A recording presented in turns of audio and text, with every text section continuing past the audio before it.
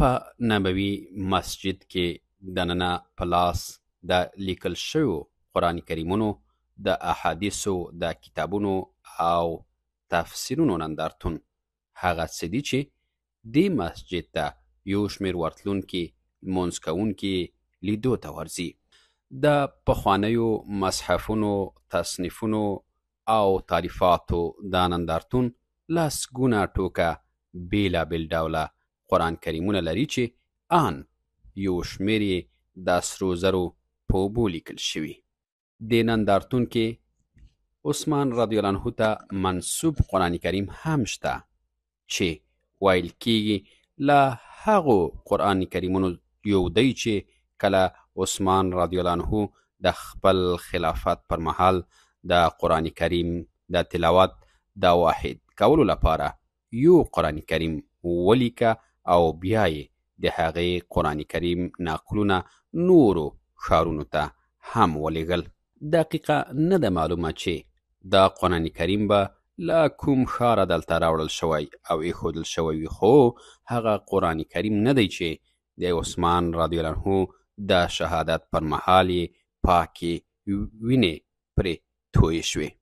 ځکه هغه قرآن کریم په ترکیه کې په یو نندارتون کې دی چې ممکن د عثماني خلافت پر مهال هلته وړل شوی وي. په دې نندارتون کې هغې ډبرې ته هم د لیدونکو پام ور اوړي چې ویل کېږي د مکې مکرمې د جبل النور لویدیځ لوري ته په المغسله دره کې موندل شوي. پر دې ماته شوې ډبره د فاتحې د سورت ځینې توري لیدل کېږي او د الجلاله کلمه هم. دا ډبره د کومې بلې لویې ډبرې برخه ده، ځکه پر دې ډبره د فاتحې د سورت نیمګړې کلمې دي چې پاتې کلمې د دې په بله لویه ټوټه پاتې شوي. چاته نه ده معلومه چې پر دې ډبره به دا لیکل کله او دا چا له لورې شوي وي، خو څېړنو ثابته کړې چې په دویمه سپوږمیزه پیړۍ پورې تړاو لري. په دې نندارتون کې د قرآن کریمونو پر بېلابېلو لاسي نسخو سربیره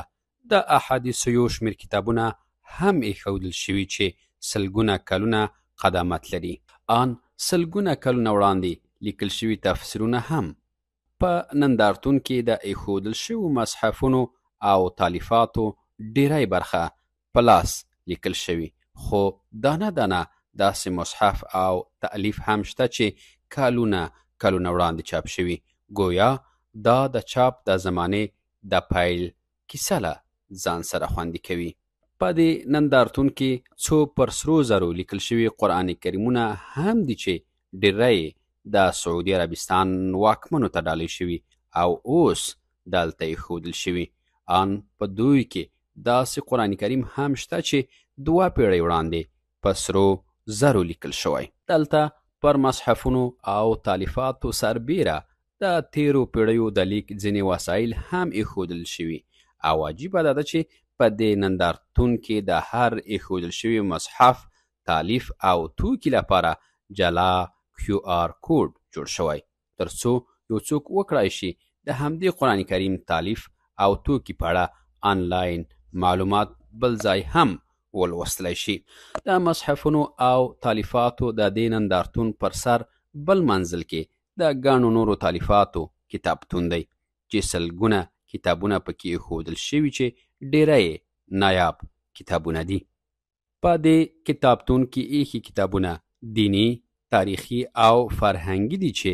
نبوي مسجد ته یو شمېر ورغلي لمونځ کوونکي په فارغ وخت کې ورځي او مطالعه پکې کوي. د نبوي مسجد څنګ ته یو بل ستر کتابتون هم شته چې هغه په لسګونه زره کتابونو سمبال دی او په مجهزه بڼه یې ساتنه کیږي. په دې کتابتون کې مطالعه کوونکو ته هم په مجهز ډول د مطالعې امکانات چمتو شوي او هڅه شوي داسې یوه ارامه فضا ولري چې مطالعه کوونکي د مطالعې په جریان کې له کوم خلل سره